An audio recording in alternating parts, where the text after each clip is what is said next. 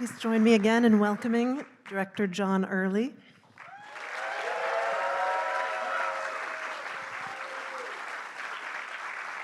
And Dina herself, Kate Berlant.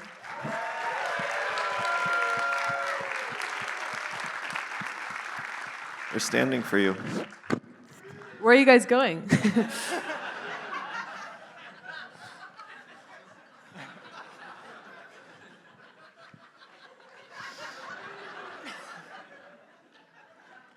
They had to piss. Thank you guys so much. Thank you so Here. much. It was beautiful to watch it here. And it's especially an honor, John, since you're in a show right now. We were so happy to get a few hours with you this evening. Moth Days at the Greenwich House Theater. What We Did Before Our Moth Days, written by Wallace Shawn. Everyone should come till May 24th. So I am, let's see, I want to start with your journey to feature filmmaking. You go way back as a sort of auteur of characters that really spring to life, spring out of the screen, but in short format, in sketch work. Obviously, the two of you have collaborated in short formats. Don't address her, sorry. Anything you want to ask her, you can run by me. That's fair. You're the director, you're the boss. But I'm curious why this story for your first foray in the feature format, and could you just... What the hell's wrong with you, buddy? It's a great question. There are a lot of mysterious psychological forces that brought us here today. But I mean, the real thing, I'll take you through it. I mean, I really wanted to make a movie with my friends. I really wanted to make a movie very quickly and cheaply, frankly, with my friends. And I specifically wanted to make something, given my friends' specific talents, that was very a kind of high style melodrama, but set in contemporary life. And I actually knew with people like Max Lackner or Gordon Landenberger, I knew that we could pull off style on a shoestring budget. I knew they could, not we. And I just really wanted to make something really propulsive and full of feeling, but very cheap. And because I feel like often cheap, when you're making something for $4, it's very easy to sink into a kind of a naturalism, or a kind of we're sitting on the couch, we're talking, and so I was I wonder if we could do it. And then I saw Death of a Cheerleader, this TV movie. They were screening it in LA, and it's with Tori Spelling and Kelly Martin. And I was like, oh my God, I just want to do that. I want to because it's a TV movie, and it was directed by the guy who directed Elvis's last movie, for example. It was made by filmmakers who had come of age in the golden age of Hollywood and the golden age of the melodrama, and it was made by craftsmen and women and people who were, I don't know, they knew what they were doing, and they were adapting to to austerity, to a changing industry. And I was totally stunned by the composition and by the direct, expressive storytelling, and it was also laugh out loud funny, and I was very haunted by Kelly Martin's performance, it's a very Maddie performance, and so I just was I want to do that. And then I also, because it was it's set in contemporary life, I thought I had this, it was really making me laugh thinking of playing a kind of traditional ingenue, who a chirpy, bright ingenue, who was in a job of today that feels so sad, depressing, food content. And that was what was funny or exciting to me, was just having a kind of 1950s energy, but being Hulu. That was the joke. And then I was food content, and so then I was oh, food, and I'm in this TV movie world, food content, then it has to have this lurid secret, so it was eating disorders, and so then I started watching a bunch of eating disorder TV movies, a lot of which I had seen as a child with my fucking sister. Like, we loved, I'm sure you did too, like Perfect Body. I didn't see that one. I saw Thin, but that's That's a documentary, which we pulled a lot from here. Yeah, I was watching those movies. Kate's Secret specifically is one starring Meredith Baxter Burney, where she plays a bulimic housewife, and that's where the movie gets its title and a lot of other things. That's how we got here. And Kate, at what stage of development of this project did John approach you and say, you're Dina, or what have you? Very early, John, you told me, I think, the idea before you started writing it. Yeah. And then it felt like, how quickly did you write it?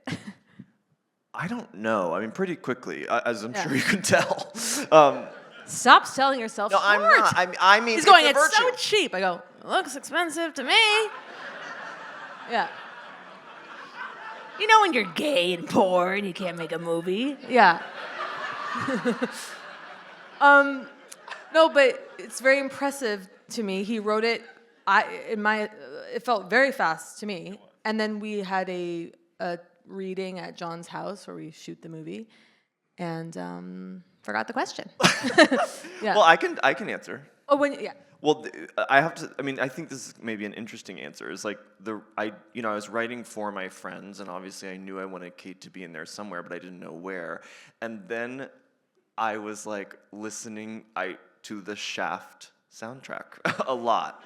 I was listening to the Shaft, obviously, as I was writing this. And Michael Hesslein, who was here, who made the just absolutely stunning score. He played almost beautiful. every instrument except the flute. Insane.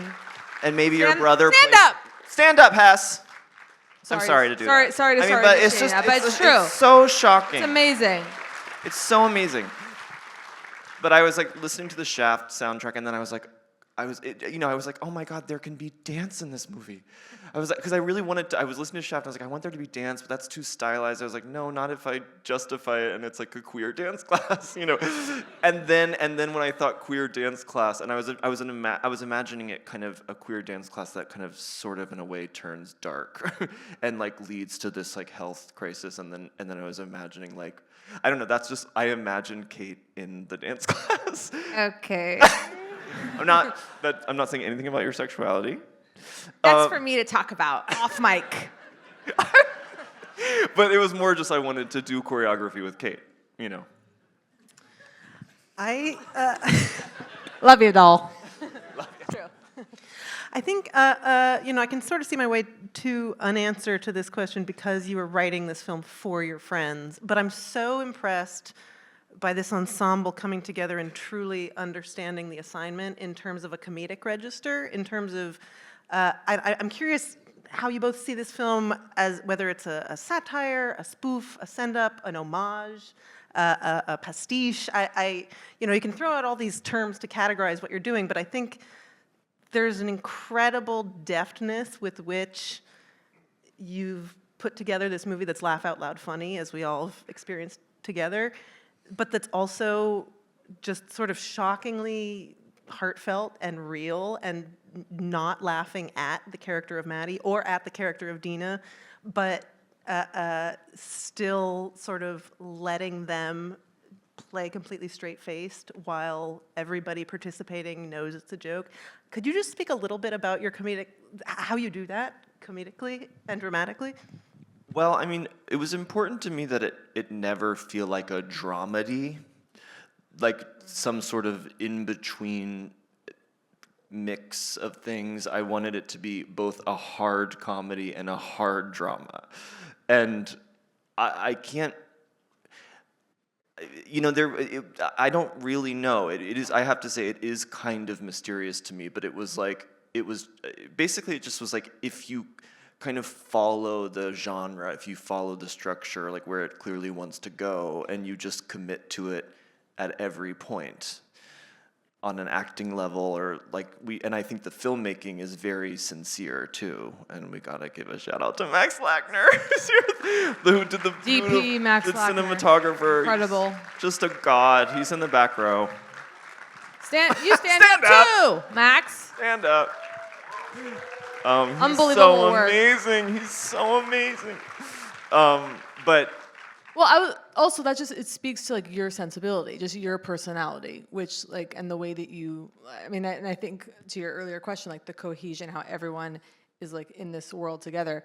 It's because of how directly you. I mean, you like there wasn't a world that we got onto that set and we're like, what are we doing? Like it was just so clear because of your deftly written script. But it's true, and yeah. yeah, well, I mean, I have to say, like, I think it's everyone I cast, I knew could do it. Everyone that was in this movie was cast because I knew that they understood the kind of mercurial quality of like just like total commitment and like still of course trying to make it funny. Like it's not like the movie is trying to make you laugh, but it's also trying to hopefully break your heart in some way too. Like I don't know how successful it is at either thing, but it is like that is what I was attempting to do, and I never knew where it was gonna fall, like on either side. Like every scene it could fall on either side of the line, and there was kind of no way of knowing until the end. I'm curious, again, asking you in your role as director, which, again, I think you both have always been the auteurs of the work you've done. There's a real signature on your comedy that Thank you. is sort of holistic. But I have to assume that taking on the sort of logistical role of the director created new challenges or perhaps complicated the process somehow. Was that a discovery process? Well, to me, this felt like a very natural extension of everything we've made in the past, where we have some sort of leadership role. Like it wasn't that strange to me, but it was certainly strange playing Maddie, like directing from within, like directing. It's like it's like a puppet, and it's like I had my hand up the puppet. By being Maddie, I was like, you know what I mean? If I hadn't played Maddie, the puppet would have died. What were we talking about? No. Yes, it was very difficult. I mean, just on a kind of physical comedy level. The very first day when we were shooting some of the jogging stuff, and I was literally like, Max Lackner was like, okay, John, start like 80 feet back, and I would see everyone around the camera and the scripts, everyone in the crew, and the camera was like 80 feet away, and I was like. And I just immediately realized what it meant to direct and act at the same time. And I was like, this sucks. Like, I was like, you guys. I was like, what are you talking about? I can't hear you. It was hilarious to realize. I mean, I was really stupid in that way. But it was I don't know. It was also just the emotional quality of the movie was a very strange thing to kind of realize what I was doing in real time, and when we were shooting this scene, like when Vanessa Bayer's character dies, and we had very little time on this movie, and it was just so insane to be like, who is making me do these scenes? I was like, why? What? This is insane. And then I was like, oh, it's you. You did this, bitch. But you really, if I may, you were not stressed out at all. I know you were stressed out, but you weren't, that didn't show. Well, that's the Maddie and me. And that's where Yeah, it's personal, well, y'all. yeah. Because I have the real ability to be like, I'm good. And internally I was in hell.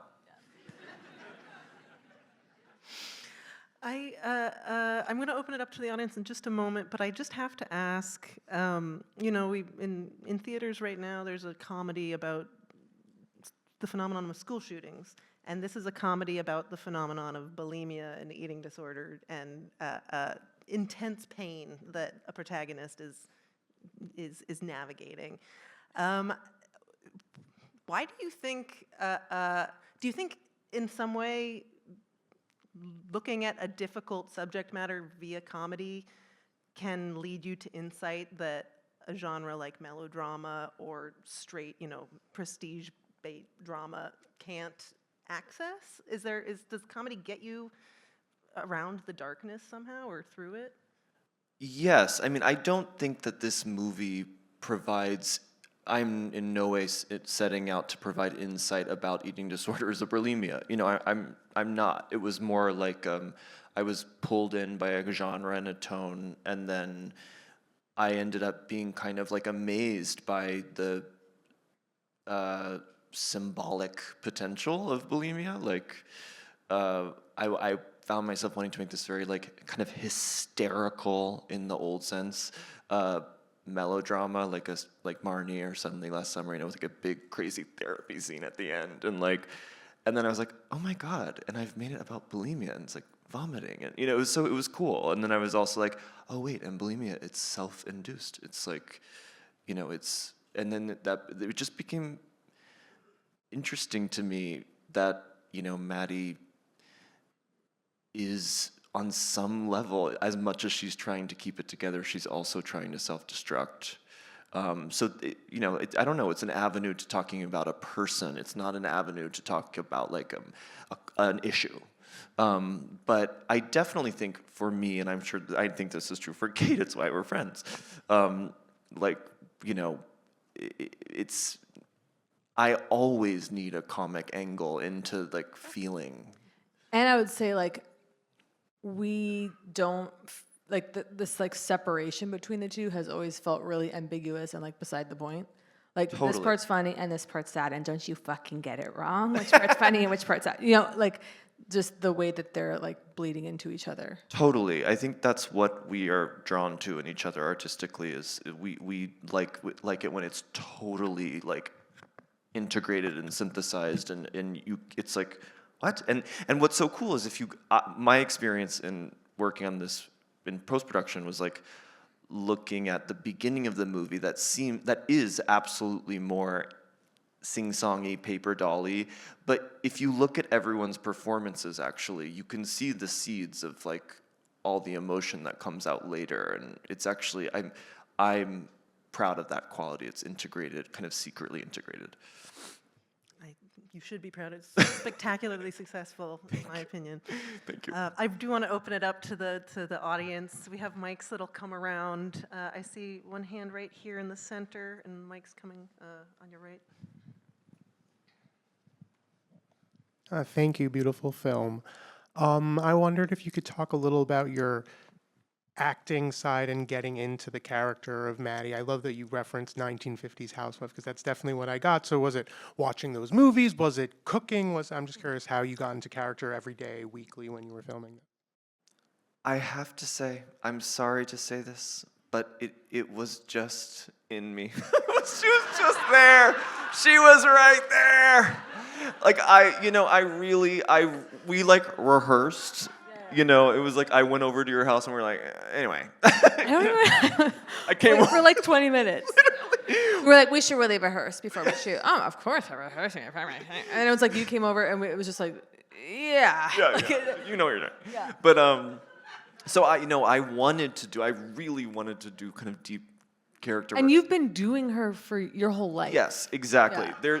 Maddie she's always been there. There's always been this kind of chirpy thing that I like to do, and I've always, I've played a lot of psychotic evil's not the right word, but I've played a lot of mentally ill gay guys or something, but I've always wanted to do this other thing that I do to make my friends laugh or make myself laugh, just this kind of like this thing, and it's I have to say it's closer to who I am. I'm a goddamn Presbyterian.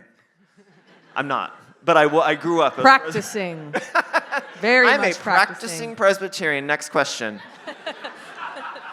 No, I grew up with, Presbyterian Both parents. his parents are ministers, Presbyterian yeah. we Yeah.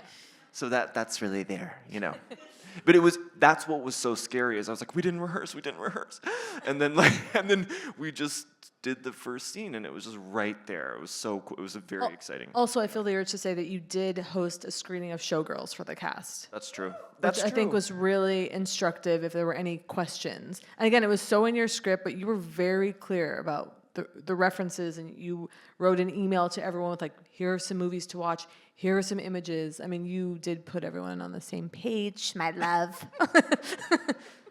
Thank you. No, but that was Showgirls was a huge part of this. Was like wanting to do the thing that Elizabeth Berkley does, which is like one of the greatest performances of all time, and it's just like careening and like it's so full of feeling, and she's just, I don't know. It's I love it so much. So yeah, that was a big influence. Let's see, we have a question in the back, kind of in the center there. Yep. Which Mike will get there first. Hi, congratulations to you both. So Thank you. amazing. I know you're a bit of a foodie. I wanted you to talk a little bit about, I guess it kind of brings that sincerity and the comedic element so acutely. But you didn't shy away from like the food styling and to go really like deep into like Filipino influences and the smash burger vegetarian. Like, can we talk about that a little bit and what it means for the film? Totally. Well, this is like the kind of, I have, we've lived in LA for, like, he grew up in LA, but we've lived in LA at the same time as something was happening in LA with food. Like, there's just, there's like I'm so bored talking about this. Not this answer, but just the word I was going to say, millennial. There's like a generational thing. I'm not going to say millennial, I'll say generational from now on.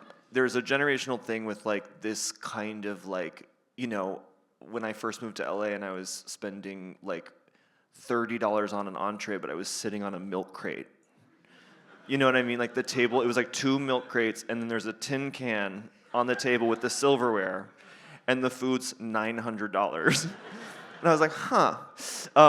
There's just like this kind of like, and I totally get it. As much as I make fun of it, first of all, I love it. We eat there every day. I was gonna say, and John's an incredible chef. There, I said it. It's true.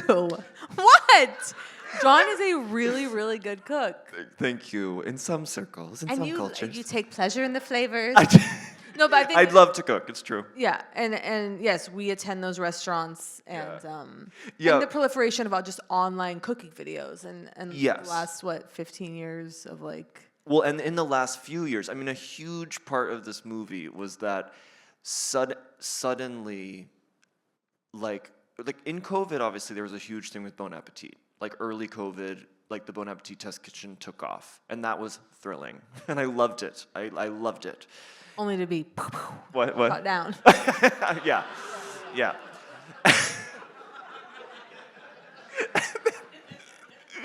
And then something happened when it was shot down, which is like it got offloaded onto like the individual. It was like the institution crumbled, and then the individual was like making noodles at home, for the camera. And I just suddenly, it went from like this kind of innocent thing where I felt like people were like making food videos at home, to them becoming extremely sexual. Extremely sexual. There is some, I know, I would hope that our algorithms are the same, but there was this thing of like, there's so much, it's still there. It's just like, it's like slapping meat onto the cutting board and then slicing it and then picking up the meat, squeezing the juices, directing the camera, cutting a sandwich in half, turning it vertical and squeezing the juices. That's not innocent. You're making me hungry, man. And then there's I turned it off. Hello? Hi. There's also this, there was a lot of low-angle iPhone videos where girls are emulsifying pasta sauces like this, and their boobs are like, and the noodles are creamy, because that's the point of emulsification, and they're slapping the pan. And like, I mean, you know what I'm talking about. That shit is everywhere, and there was this weird thing happening on my algorithm, which I spend 95% of my day with, where I was like waking up and seeing like the most like, and it felt like some sort of repression. Like it felt like weird that sexual energy was coming out through food content, and that's huge in this movie. And of course, also the joke of like white people like discovering flavors, you know, and Yes, definitely. That is a little, and I am one of those white people. You know, I am someone who's like eaten, had fucking tortang talong, the dish that I mean, like, oh my god, and then be like, I can make this at home, you know, like I am that. So I'm not. This is not like pure. This is. I'm pointing at myself, to be very clear. Part and parcel. I mean, the sincerity extends to the food. The food sounds great. Yes. Featured in this film. I do think Maddie has a kind of food genius. I also want to. Gordon Landenberger, the production designer, who also plays Kyle, is here. We have to shout him out. stand up. Stand up, Stand up, Gordon. Gordon. Quickly stand up. The halloumi. Food styling on a dime. That cake with the green. Oh, yeah. Yeah. Yeah. I think we have time for one more question. I see one in the center there. Yep. Thank you guys for the film, the crew. Shout out, it's beautiful. Just wondering, like, would you do another one? What's next? You need a break from this. One and done for him. I think Yeah. it's like That's what I thought. get out when you're on top. Yeah.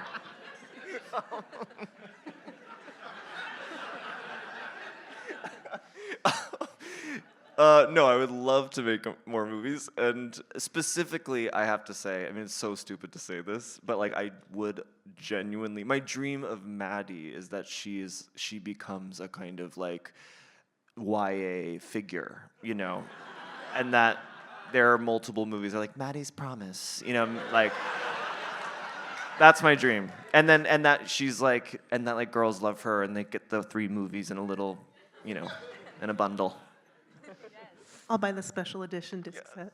Yes. Well, thank you all for joining us, and thank you. Thank you. Thank you all. Thank you, Thank the you. real Maddie.